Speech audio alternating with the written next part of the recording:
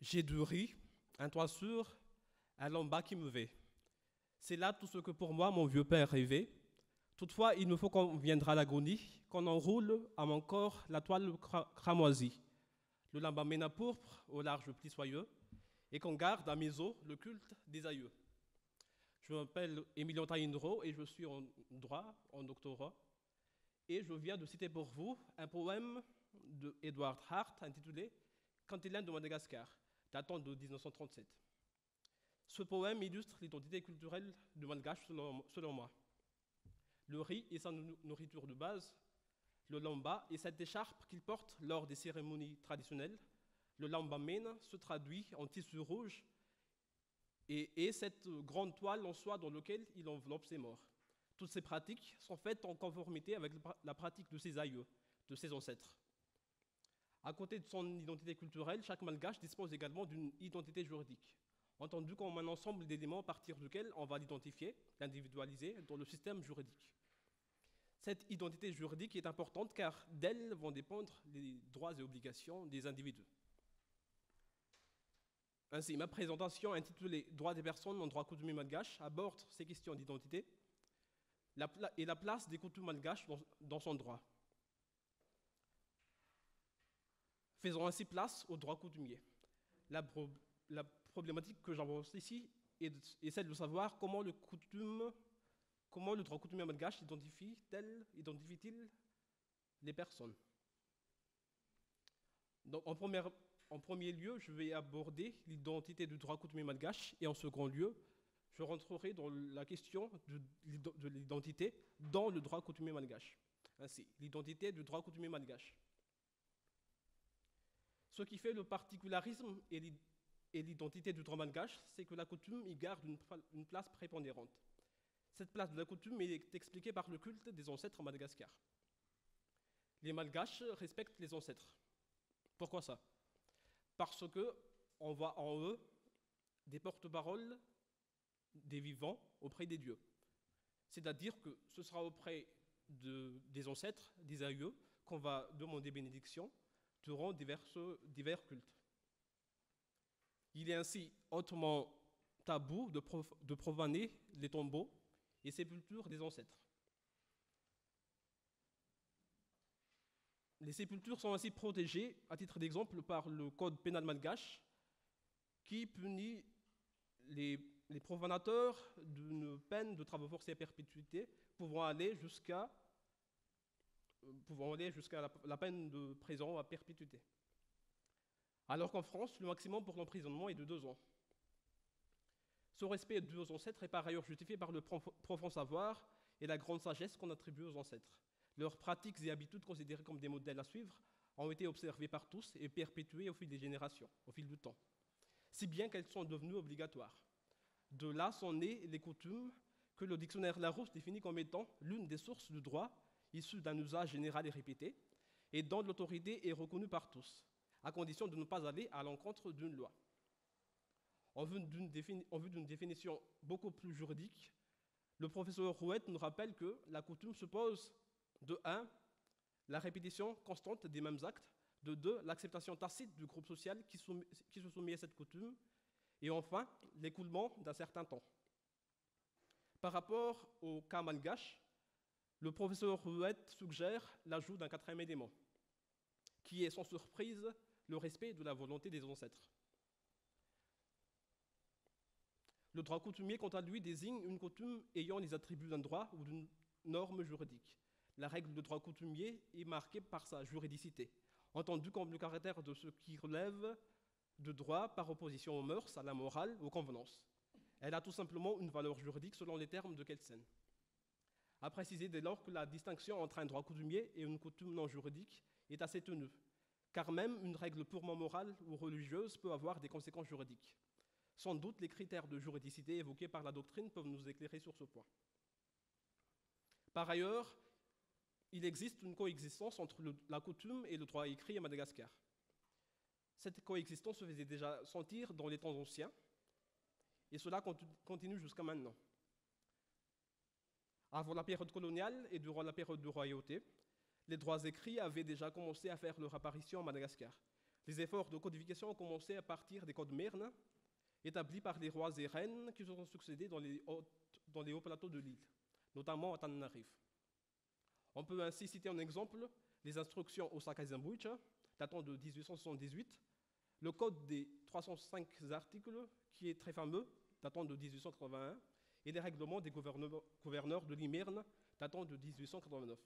Ces textes contenaient en majorité des dispositions à caractère pénal, fiscal et administratif, que le droit coutumier ne pouvait prévoir. C'est par exemple le cas de la mutinerie ou bien de l'attentat à la vie du souverain, prévu par l'article 1 du Code des 305 articles.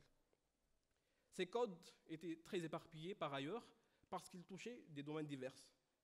Ainsi, ils portaient disposition sur des bouchers, l'avortement, en passant encore par les lépreux, qui étaient jadis chassés des villages. Bien qu'écrits, ces codes sont toutefois fortement inspirés des coutumes. Ces règles écrites avaient aussi vocation à s'appliquer conjointement au droit coutumier. L'article 263 du Code des 305 articles dispose ainsi que les lois et coutumes anciennes, jusqu'à ce jour observées, alors même qu'elles ne figuraient pas parmi les présentes, restent en vigueur et doivent être appliquées à l'égal des lois écrites réunies dans le Code des 305 articles. Les coutumes comblaient ainsi à l'époque le droit codifié, si bien que nous pouvons parler de coutume praeter legem, entendu comme la coutume qui intervient en l'absence de tout renvoi par la loi, ou bien lorsque la loi est lacunaire sur un point particulier. L'article 63 du Code des 305 articles prévoit par ailleurs qu'en matière d'inceste, les coupables seront réprimés des peines prévues par ce texte, concomitamment aux sanctions prévues par les ancêtres, c'est-à-dire par le droit coutumier. On constate ainsi par là que le principe de non bis in idem, bien acquis en droit moderne, et préservant l'individu d'être puni deux fois pour le même fait, n'est pas concevable en droit coutumier malgache. Ainsi, une personne pouvait être sanctionnée deux fois pour les mêmes faits. Par ailleurs, il existe une coexistence entre le droit coutumier et le droit écrit moderne. Le travail de codification du droit malgache s'est poursuivi à partir de l'indépendance en 1960, notamment à travers les travaux du ministère de la Justice et de son ministre Ramangaswaran. Le ministère et son ministre voulaient mettre en place un code civil faisant montre de modernité, tout en gardant les coutumes ancestrales. Cette enquête a permis d'identifier les grandes tendances en matière coutumière à Madagascar, qui ont par ailleurs inspiré le législateur. Aussi avait-on maintenu le régime du Kitaïté Landalan, qui était jadis le régime matrimonial légal à Madagascar, et qui consistait à attribuer 2/3 de la communauté, 2/3 du patrimoine plutôt, au mari et 1/3 à la femme à l'issue du divorce. Ce régime de Kitaïté Landalan n'est prévu nulle part. Il n'est pas écrit, mais il est issu des kabars ou bien des discours des anciens rois. La question se pose maintenant de savoir si actuellement, en 2022, le droit coutumier non écrit a encore vocation à s'appliquer. La réponse nous semble à l'affirmative. Les règles coutumières non écrites sont toujours applicables. Selon les termes de l'ordonnance de 62, notamment, le juge peut s'inspirer des coutumes pour trancher les litiges sous respect de certaines conditions. Ainsi, le juge peut s'inspirer des coutumes des parties pour combler un silence, une lacune de la loi. Bien qu'on peut tout aussi bien qualifier la coutume ainsi appliquée de praeter legem, on constate toutefois que, contrairement à l'ancien temps, le droit coutumier n'est plus mis sur le même piédestal que la loi, qui garde ainsi sa primauté. Des fois, il y a aussi confrontation entre droit coutumier et droit positif en Madagascar. On parle ainsi de coutume contra legem. On peut citer à titre d'exemple la coutume de la circoncision, qui normalement devrait être sanctionnée par l'article 309 du Code pénal malgache sous l'infraction de coups et blessures volontaires, d'autant plus que sont réunies deux circonstances aggravantes au minimum. Donc la circonstance aggravante de la mutilation et la qualité de mineur de moins de 15 ans de la victime. Pour illustrer, mutiler un doigt à un enfant encourrait une peine de travaux forcés à temps, mais l'ablation du prépuce durant la circoncision, étant une pratique coutumière, n'est pas réprimable dans la pratique. On peut aussi citer la coutume vivace dans les régions Vadfavifi-Vunani, dans le sud-est de Madagascar, écartant les femmes de la succession foncière, pour dire qu'elles n'ont pas le droit d'hériter des terres au même titre que les hommes, malgré un droit malgache qui ne fait aucune distinction sur le sexe des successibles. En deuxièmement, en grand 2, je vais aborder la question de l'identité dans le droit coutumier malgache, c'est-à-dire l'identité des personnes dans le droit coutumier malgache. La question de l'identité intéresse les géographes, les ethnologues, les sociologues, les juristes, les psychologues et autres. Nombreuses matières s'entremêlent quand on parle d'identité. Au sens commun du terme, l'identité est ce qui fait de nous qui nous sommes. C'est l'être, être de sexe féminin ou masculin, être âgé d'eux, être originaire d'eux, être le descendant d'eux, etc. C'est aussi l'avoir, avoir un nom, avoir un domicile, etc. Le mot identité vient étymologiquement de idem en latin, signifiant le même, indiquant une similarité entre deux ou plusieurs choses. Le dictionnaire Larousse l'entend comme un ensemble de données de fait et de droits qui permettent d'individualiser quelqu'un, date et lieu de naissance, nom, prénom, filiation, etc. Par ailleurs, l'identité civile, cette fois-ci, est définie par le vocabulaire juridique cornu comme étant l'ensemble des éléments qui, au terme de la loi, concourent à l'identification d'une personne physique. L'identité est ainsi un ensemble aux multiples composantes. L'on remarquera la récurrence du terme « ensemble » dans ces définitions. Toutefois, l'identité juridique n'est pas perçue de la même manière en droit moderne qu'elle l'est perçue en droit coutumier malgache.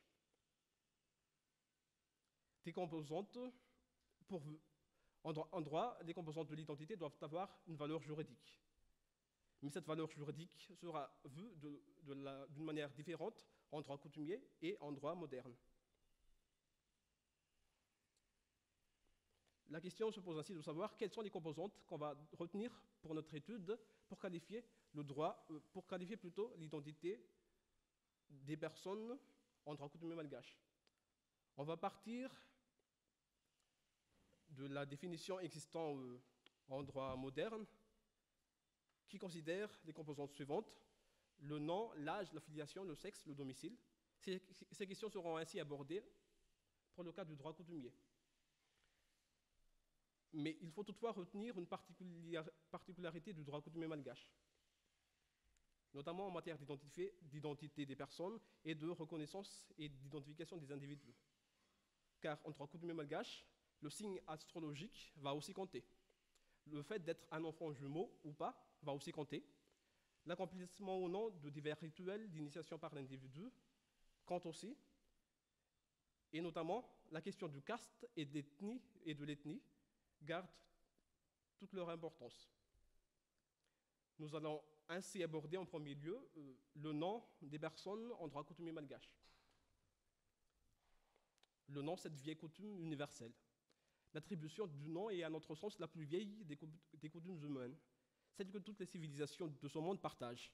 Si l'on sait que Kushim est le nom le plus ancien jamais découvert, nous faisons remonter à la civilisation sumérienne, les recherches peinent toutefois à démontrer à partir de quelle période les humains ont eu recours au nom. Sans doute cet usage est apparu concomitamment à la découverte du langage. Autant le nom est une coutume, autant la pratique de la différenciation du nom en est une autre. Il y a ainsi un droit coutumier à la différence du nom, car son but est principalement d'individualiser, de différencier. L'essence même du nom est ainsi sa différence. La question de la différenciation du nom est si importante en droit coutumier malgache que le nom doit être fait sur mesure à son titulaire. Il doit être moulé à partir de sa personnalité. De là découlent deux conséquences. Le vrai nom de l'enfant s'attribuait un certain temps après la naissance en droit coutumier malgache. Les malgaches s'attribuaient un certain temps de réflexion en matière d'attribution du nom. Parce qu'on considère que le nom est le reflet extérieur de la personnalité. Il sert à identifier son âme, son fanaïmaoul, c'est-à-dire l'âme qui fait l'homme. Ceci explique également pourquoi les noms malgaches sont si longs et difficiles à prononcer pour les noms natifs. Il s'agit d'un vœu qu'on souhaite à un enfant, et plus les vœux sont nombreux, mieux c'est. D'un autre côté, le nom pouvait avoir pour vocation de briser un mauvais sort, une infortune, une malchance. Le ministre Amangasouave, dans son rapport établi au moment de la codification du droit malgache, rappelle ainsi qu'en droit coutumier Timiet, une ethnie du nord de Madagascar, les enfants nés avec une faible constitution ou bien une faible corpulence étaient appelés Leibé, voulant dire le grand, ou Bunain, celui qui est en bonne santé. Toutes ces vertus attribuées au nom, pour toutes ces vertus qu'on attribuait au nom, on s'accordait ainsi un certain temps de réflexion pour attribuer le nom définitif de l'enfant. Cela pouvait prendre plusieurs semaines, voire plusieurs mois. Toutefois, le législateur est intervenu. Cette conception coutumière se heurte toutefois à la nécessité d'enregistrement des naissances existant en droit moderne. Le législateur est ainsi intervenu pour imposer un délai obligatoire d'enregistrement des naissances, écourtant le temps de réflexion en matière de nom, dans un souci de bon fonctionnement du système juridique. À préciser que dans une première ordonnance datant de 1961 sur le nom, le législateur avait fixé un délai de 12 jours pour l'enregistrement. Peu après, et très récemment, ce délai est passé à 30 jours dans une loi récente de 2018. Comme quoi, le législateur moderne malgache, jusqu'à maintenant, tient compte des règles coutumières.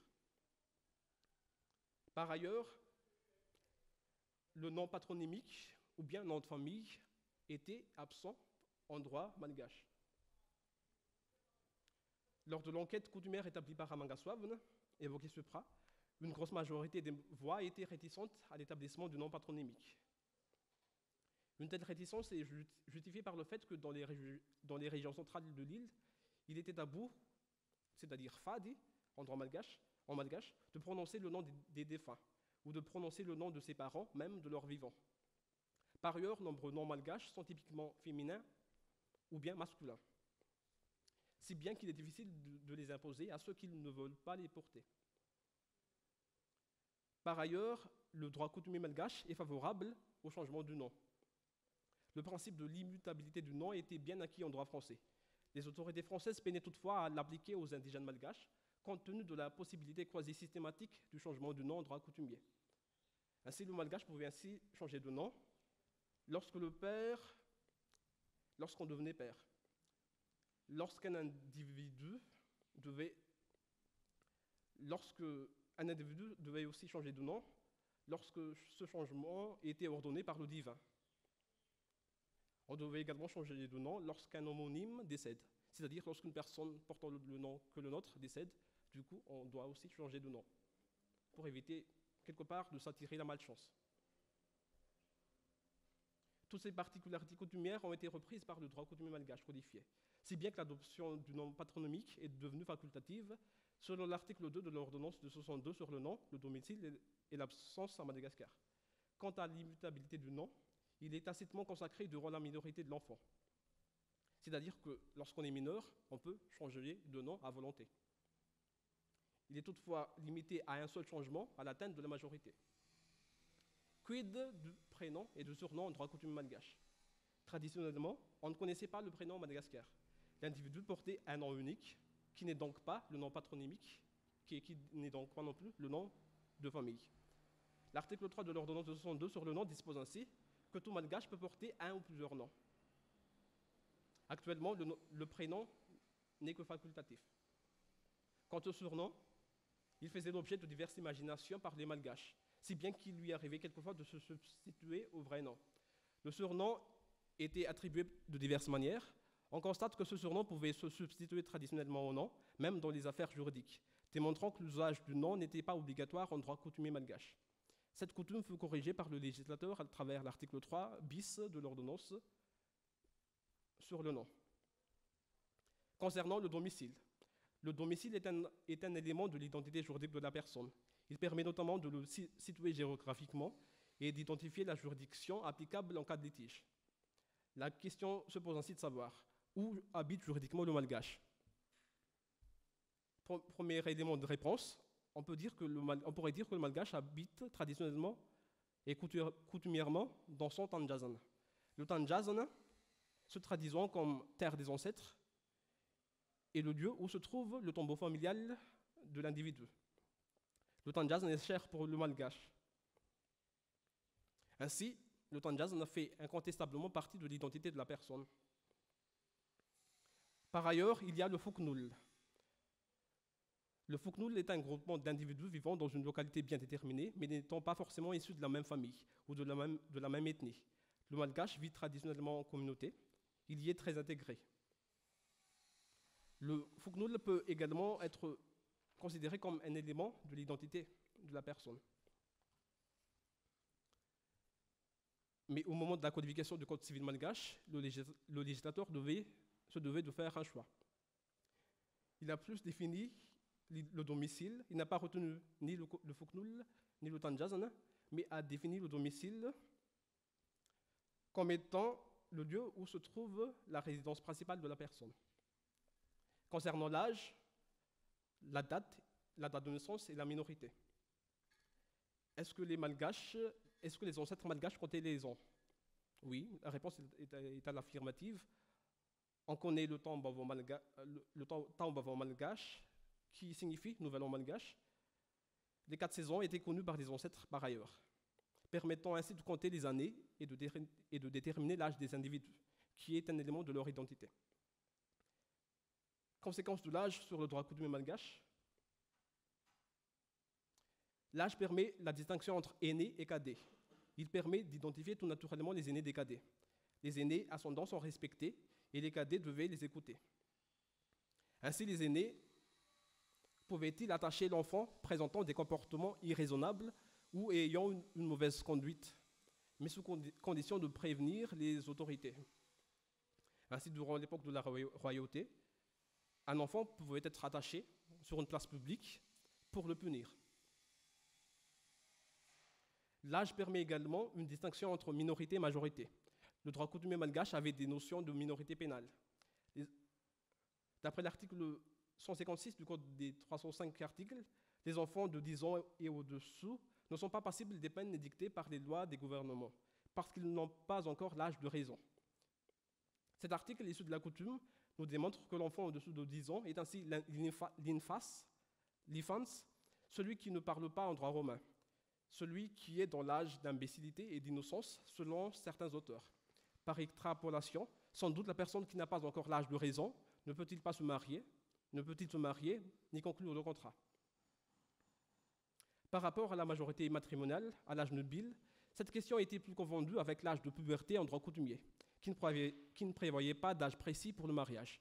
C'était ainsi les parents qui décidaient si leurs enfants étaient aptes à se marier ou pas, à partir de cet âge de puberté. Le mariage est fortement rapproché de la procréation à Madagascar, d'où l'exigence coutumière du caractère pubère des futurs époux. Quant à la date de naissance, il y avait des jours à éviter pour naître à Madagascar. Les ancêtres malgaches pratiquaient l'astrologie et pouvaient ainsi identifier sous quel astre naît un enfant. Il existait ainsi des jours maudits pour naître. Les enfants nés sous le signe astrologique à la Causse ou Sagittaire sont ainsi considérés comme ayant un destin puissant, car ils sont nés dans une période de forte chance, si bien que la société les craignait. Ainsi préférera-t-on mettre fin à leur vie. Mais heureusement, ceci n'est plus le cas actuellement à Madagascar. Concernant le sexe, le droit coutumier connaît les 2 genres qui existent traditionnellement, c'est-à-dire le genre féminin et le genre masculin basé sur des critères physiologiques. Le sexe joue un rôle fort dans l'identité de l'individu en droit coutumier malgache et quant à la détermination de ses droits. Nous avons vu le cas de la femme dans certaines régions du sud-est de Madagascar qui exclut les femmes de la succession foncière. Traditionnellement, dans les milieux ruraux malgaches, la coutume veut que ce soit les garçons qui soient privilégiés dans les études, au détriment des filles qui ont ainsi moins accès à l'éducation. La coutume du Tsinanapel, existant dans le sud de Madagascar, en est aussi un exemple. Donc, dans le sud de Madagascar, des jeunes filles, souvent mineures, sont envoyées par leur famille pour se prostituer auprès de riches propriétaires de zébus. Pour les garçons, la pratique de la circoncision est une institution coutumière bien établie et qui fait l'objet de grosses cérémonies. Traditionnellement, l'enfant non circoncis n'a pas le droit au tombeau familial. Il existe ainsi divers rituels pour accéder au statut d'homme en droit traditionnel malgache. Dans le non-accomplissement altérera l'identité juridique de la personne, portant conséquence à ses droits. Concernant le caste et l'ethnie, Le caste ou l'ethnie de l'individu font partie intégrante de l'identité juridique des Malgaches en droit coutumier. Les mariages intercastes et interclans étaient jadis fortement interdits. On se mariait contre les siens. Par rapport à l'ethnie, cet élément pourrait toutefois toujours compter actuellement en matière d'identification du droit coutumier applicable en cas de silence, d'insuffisance ou d'obscurité de la loi, tel que nous le rappelle l'article 11 de l'ordonnance 262, cité plus haut. Le juge devra rechercher les coutumes des parties en cause dans un litige, ce qui reviendra à remonter aux origines familiales ou ethniques des personnes. Concernant la filiation, le professeur Rouet nous rappelle que l'état des personnes est intimement lié à la question de la filiation et de la succession en droit coutumier malgache. La filiation permet une identité efficace de l'individu dans la coutume.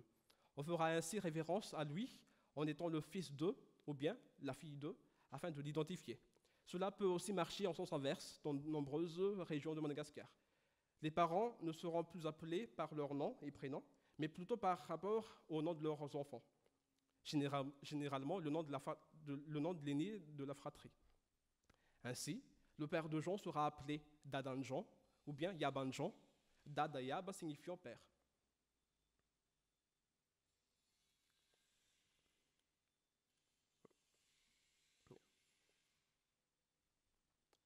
Maintenant, comment le droit coutumier malgache fait-il pour connaître ces individus? Le droit coutumier était tout aussi soucieux du bon établissement de l'identité juridique des individus, au même titre que le droit moderne. C'est ainsi que la femme adultérine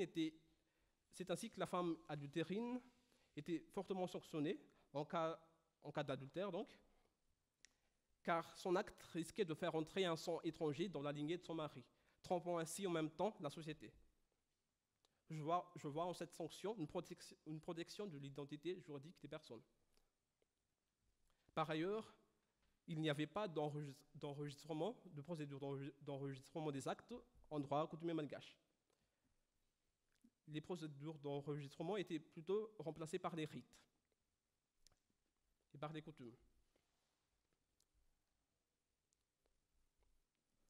En guise de conclusion, quelles sont les leçons qu'on peut tirer de l'identité juridique en droit coutumier?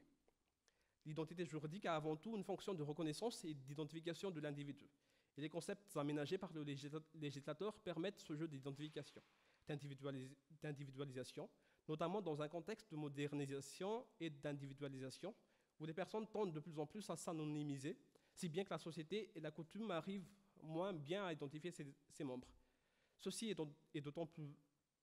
d'autant plus le cas dans le monde actuel, dans le monde numérique où nous vivons, où l'anonymat est le maître mot, conduisant à l'apparition d'une identité numérique, seule connue du système informatique.